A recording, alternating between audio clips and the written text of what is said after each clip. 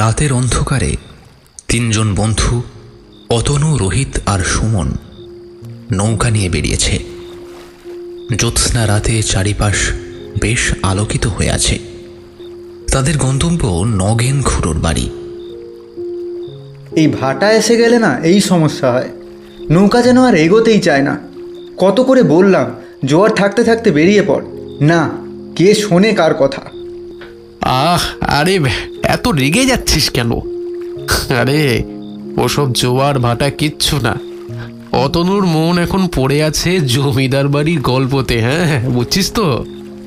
এখানে আবার জমিদার বাড়ি কোথা থেকে চলে এলো? ও, তুই তো আগের দিন আমাদের সাথে যেতে পারিসনি, তাই না? আসলে রতন খুড়ো আগের দিন আমাদের এখানে ওই যে মরা গাঙে যে জমিদার বাড়িটা আছে, সেই বাড়ির একটা ভূতের কাহিনী বলেছিল। বাজে কথা বলিস না রোহিত, আমার মন মোটেও ওখানে পড়ে নেই। তাই নাকি? তাহলে কে যেন বলছিল সে নাকি গুনগুন করে গানের আওয়াজ শুনতে পাচ্ছে। ও ওটা তুই না বড় বোকা, জানিস তো? মানে?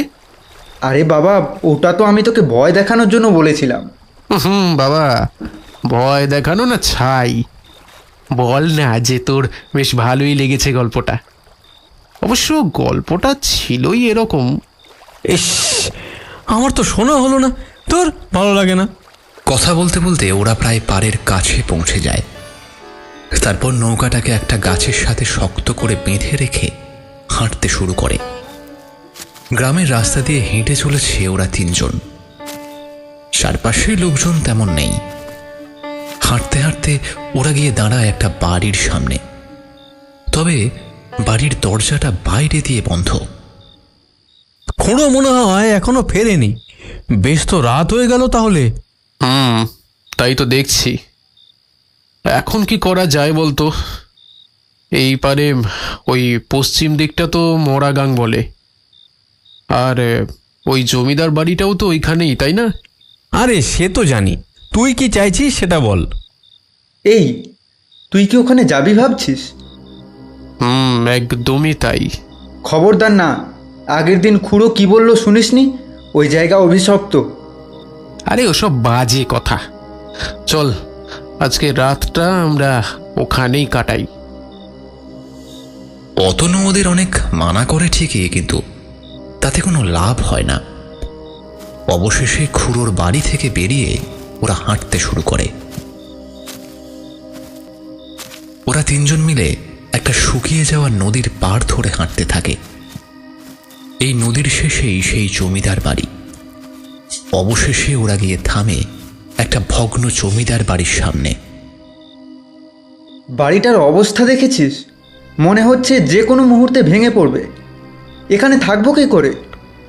আরে বাবা, তুই এত কেন ভাবছিস? এই বাড়ি এত বছরে ভেঙে পড়লো না, আর আজকে হঠাৎই ভেঙে পড়বে? যা বলেছিস, তবে একটা বিষয় কিন্তু ভাবাচ্ছে আমাকে, বুঝলি? ওই ভাঙা বাড়িতে সাপ পোকামাকড় তো থাকতে পারে। রোহিত, চল আমরা ফিরে যাই। আরে বাবা, আগে ভিতরে তো প্রবেশ করি, তারপর দেখা যাবে। হ্যাঁ, এটা ভালো বলেছিস। ওরা তিনজন ভেতরে প্রবেশ করে। একসময় জমিদার বাড়ির সামনের অংশটা বাগান ছিল, এখন তা ঝোপঝাড়ে পরিণত হয়েছে। ওরা ধীরে ধীরে গিয়ে দাঁড়ায় দরজার সামনে। বহু বছর ধরে বন্ধ থাকার দরুন বেশ কয়েকবার ধাক্কা দিয়েও দরজাটা খুলতে পারে না ওরা। এই দরজা তো খুলছেই না রে। ভেতরে যাবো কি করে? যা হয় ভালোর জন্য হয়। চল চল, এখান থেকে ফিরে চল। এত দূরে এসে আমি কিছুতেই ফিরে যাব না। ভিতরে আমি যাবই। কিভাবে যাবি? সুমন কথাটা ভুল বলেনি। পরিষ্কার আকাশে হঠাৎই মেঘ জমতে শুরু করেছে। আরে এমন একটা পরিবেশেই তো এমন একটা বাড়িতে প্রবেশ করতে হয় রে। তুই একটু বেশি সাহস দেখাচ্ছিস না? অতনু আরো কিছু বলতে যাচ্ছিল, ঠিক এমন সময় বৃষ্টি শুরু হয়ে গেল। ওরা কোনো রকমে একটু কোণে গিয়ে দাঁড়িয়ে পড়ে। তবে রোহিত দরজা খোলার চেষ্টা করে যেতেই থাকে। হঠাৎই একটা বাজ পড়ে, আর তার সাথে সাথেই ভেসে আসে একটা লোকের আওয়াজ। ওরা অবাক হয়ে পেছনে ফিরল। অন্ধকারে বোঝা না গেলেও বিদ্যুতের ঝলকানিতে দেখা গেল একটা কুঁজো মতো লোক যে লাঠি হাতে ভর করে সেখানে এসে দাঁড়িয়েছে। রোহিত এগিয়ে গেল তার দিকে। আপনি কে, আর এই সময় এখানে কি করছেন? আমি কে সেটা বাদ দাও, তোমরা এই দুর্যোগের রাতে এখানে কি করছো? আমরা আসলে আশ্রয় খুঁজতে খুঁজতে এখানে এসেছি। আশ্রয়? তাও এখানে? আর কোনো জায়গা পেলে না? কেন বলুন তো?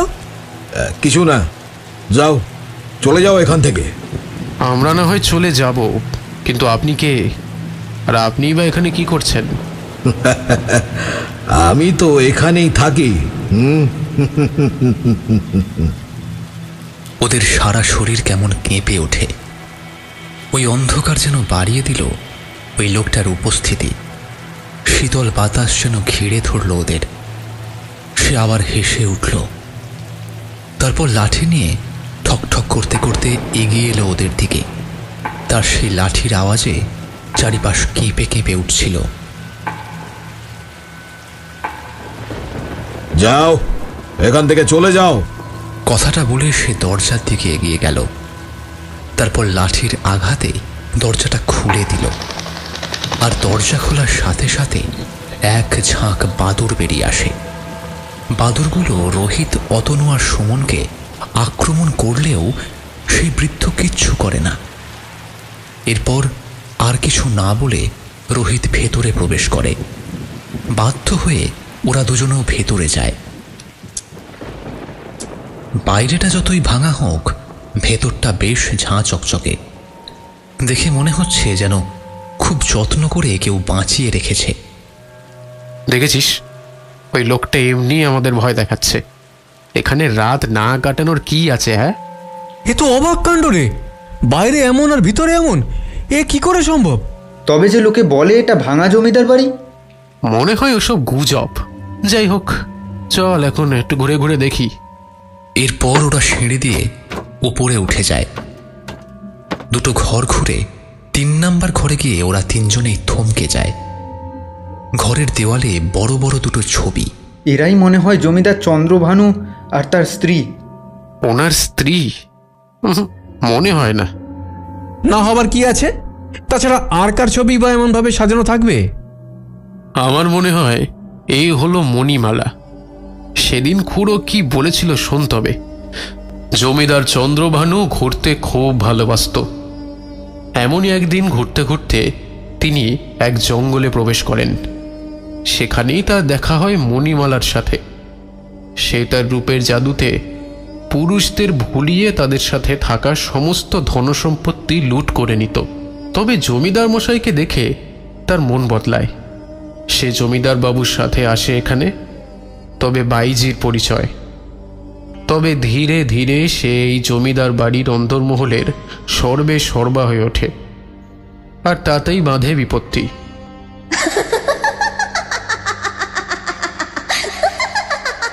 এরপর রোহিত আরো কিছু বলতে যাচ্ছিল, কিন্তু ঠিক এমন সময় একটা হাসির শব্দ শুনে ওরা থমকে যায়। এই একটা হাসির শব্দ শুনতে পেলি? এই ফাঁকা বাড়িতে আবার কে হাসছে রে? আমার মনে হয় এটা ওই বুড়ো লোকটার কাজ। আমরা যাতে ভয় পেয়ে চলে যাই সেই জন্যই বেটা এসব করছে।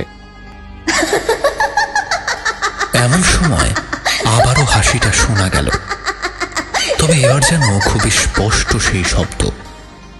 ওদের মনে হলো যেন খুব কাছেই কেউ হাসছে।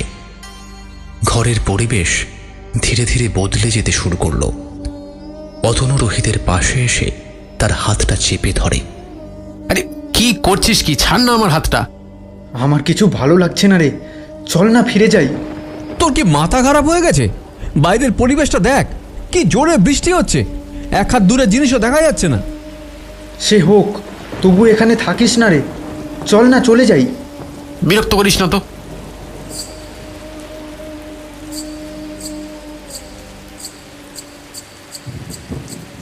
ঠিক এমন সময় নূপুর পায়ে দৌড়ে যাবার শব্দ শুনে ওরা বারান্দার দিকে তাকালো তিনজনেই। দেখলি তো, বললাম না এটা কোনো মানুষের কাজ। এই বলে সে দৌড়ে বাইরে গেল। ওর মনে হলো কে একটা যেন সরে গেল। রোহিত নূপুরের আওয়াজ অনুসরণ করে হাঁটতে লাগলো। রোহিত দাঁড়া, ওর পিছু নিস না ওইভাবে।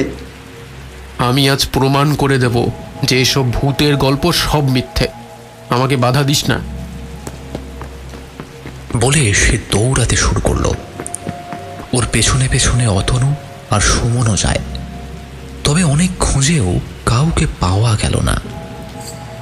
এদিকে নূপুরের শব্দের সাথে এবার গানের শব্দ ভেসে আসতে শুরু করলো। ওরা যেন ঘুরে ফিরে সেই ঘরেই চলে এলো আবার। আর প্রায় সাথে সাথেই বিকট শব্দ করে ঘরের দরজাটা বন্ধ হয়ে গেল। একটা হালকা বেলি ফুলের গন্ধে ঘরটা ভরে উঠতে শুরু করলো। আরে দরজাটা বন্ধ হয়ে গেল কি করে? কেউ আছেন? দরজাটা খুলে দিন না। দেখলি তো কি হলো, বারবার করে বললাম চল ফিরে চল। এই তুই চুপ কর তো, ভীতু একটা। কথাটা বলে সে দরজার দিকে এগিয়ে যায়। ঠিক এমন সময়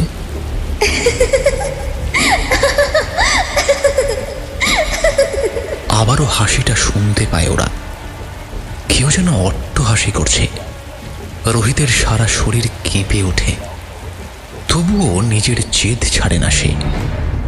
হঠাৎই ঘরে থাকা ঝাড়বাতিটা দুলতে শুরু করে, আর তার সাথেই বাইরে প্রবল ঝড় শুরু হয়। সারা ঘর যেন কাঁপছে। কে রে, ভয় পেলে বুঝি? কে কে কে কে কে কে কথা বলছেন? সামনে আসুন। আমি তো তোদের সামনেই আছি। আমাকে ভয় দেখানোর চেষ্টা বৃথা। হ্যাঁ, ওই চেষ্টাটি করবেন না। ও মা, ভয় কেন দেখাবো? আমি তো তোদের সামনেই আছি। তাহলে আপনাকে দেখতে পাচ্ছি না কেন? পেছন ফিরে ভালো করে দেখ। হঠাৎই সুমনের চিৎকারে চমকে ওঠে রোহিত। পেছন ফিরে দেখে অতনু মাটিতে লুটিয়ে ছটফট করছে। ওর হাতে মুখে অজস্র আঁচড়ের দাগ। ও কিছু বলতেই যাচ্ছিল, তার আগেই ওর চোখ পড়ে দেওয়ালে থাকা মণিমালার ছবিটার দিকে। মণিমালার ঠোঁটের কোণে রক্তের দাগ। আচমকা ছবিটা বদলে যেতে শুরু করলো। সুন্দর মুখের জায়গায় ফুটে উঠল কঙ্কালের মুখ। তারপর ছবি ভেদ করে সেই কঙ্কালের হাতটা বেরিয়ে এলো আর সুমনের গলাটা চেপে ধরল। এবার বিশ্বাস হলো? ওদের ওদের ছেড়ে দাও, ছেড়ে দাও ওদেরকে। কাউকে ছাড়বো না। এবার চোখ পড়ল রোহিতের সামনে রাখা এক ছড়ি বেলি ফুল। আচমকায় সেই ফুলগুলো নিজের রং বদলাতে শুরু করে দিল। সেই ঘরের জিনিসপত্র এদিক থেকে অন্যদিকে চলে যাচ্ছে নিজে নিজেই। রোহিত সুমনের দিকে এগিয়ে গেল। ওকে ছেড়ে দাও। আমরা তোমার কি ক্ষতি করেছি? কেন ধরে রেখেছো ওকে? আমি কি ক্ষতি করেছিলাম যে আমাকে খুন হতে হলো? কেউ যেতে পারবে না, কেউ যেতে পারবে না এখান থেকে। ছাড়বো না, কাউকে ছাড়বো না। ছবির সেই কঙ্কাল মূর্তি ধীরে ধীরে ছবি ছেড়ে সামনে এসে দাঁড়ালো। রোহিত একবার দরজার দিকে দেখছে, আর একবার ওই ছবির দিকে। ওই পিশাচিনীর হাসিতে সারা ঘরটা কেঁপে কেঁপে উঠতে লাগলো। এক অদ্ভুত লাল শাড়ি চড়ানো তার শরীরে। দেখলে মনে হয় যেন রক্তে রাঙা সেই শাড়ি। বাঁচাও, বাঁচাও, কেউ আছো এখানে? বাঁচাও। কেউ বাঁচাবে না তোদের। আজ আজ তোরা আমার শিকার। মানে? মানে বলেই মাটিতে বসে পড়ল অতনুর পাশে। এমনিতেই আঁচড়ের দাগে সে ব্যথায় কাতরাচ্ছিল। এবার সেই পিশাচিনী তার শাড়ির আঁচল দিয়ে আষ্টে পিষ্টে জড়িয়ে ধরল অতনুকে। সে আর্তনাদ করে উঠল। এরপর সেই পিশাচিনী তার হাত দিয়ে ওর গলাটা চেপে ধরল, আর অন্য হাত দিয়ে অতনুর জিভটা টেনে ধরল। সে নিজেকে ছাড়ানোর চেষ্টা করতে করতে একসময় সময় স্থির হয়ে যায়। রোহিত সমানে দরজা ধাক্কা দিতে থাকে।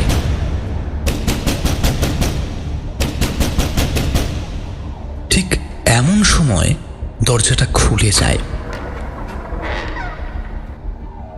আচমকা দরজা খোলার আওয়াজে সেই পিশাচিনী অতনুকে ছেড়ে দিয়ে সেদিকে ফিরে তাকায়।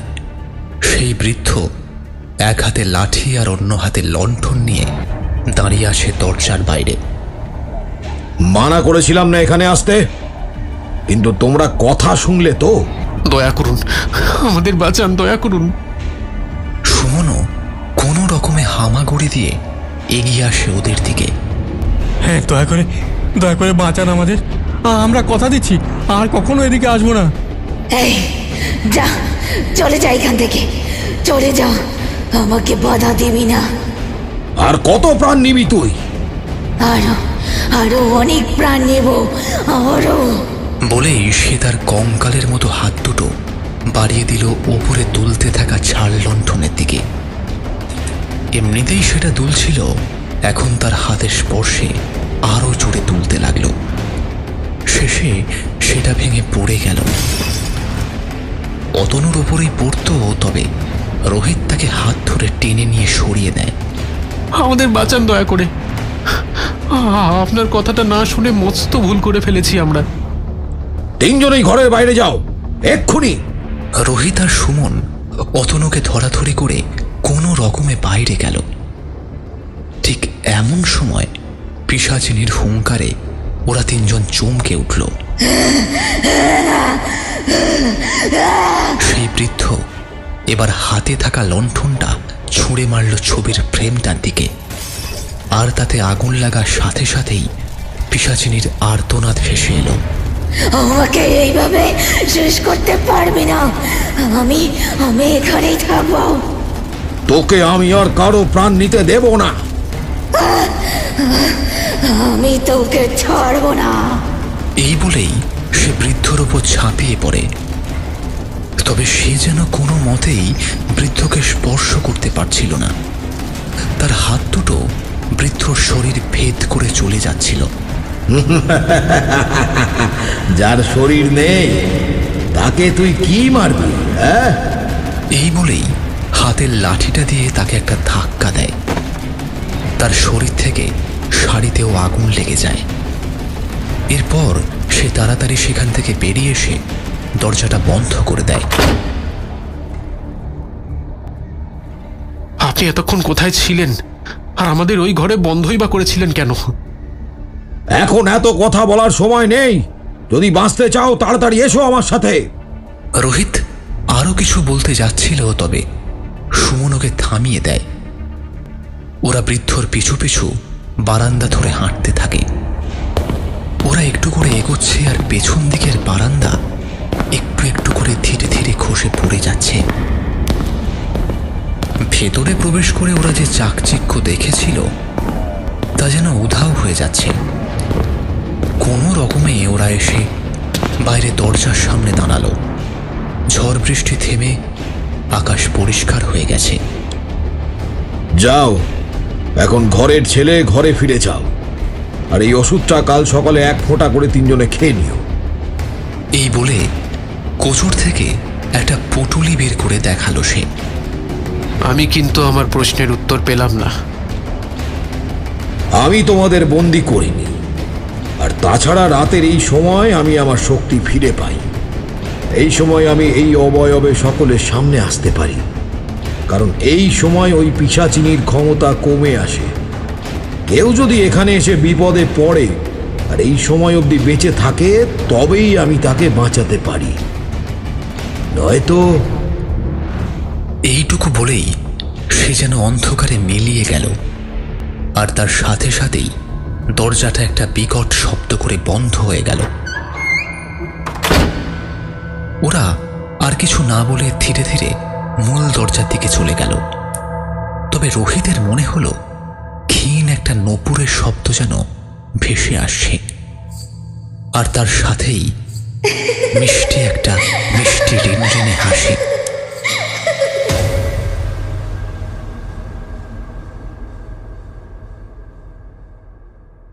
আজকের ভৌতিক গল্প এখানেই শেষ। গল্পটি ভালো লেগে থাকলে লাইক দিন এবং কমেন্টে জানিয়ে দিন আপনাদের মতামত। আর চ্যানেলটিকে সাবস্ক্রাইব করতে ভুলবেন না কিন্তু। আমাদের সঙ্গে থাকুন আরও রহস্যময় ও ভয়ের গল্প শোনার জন্য। ধন্যবাদ।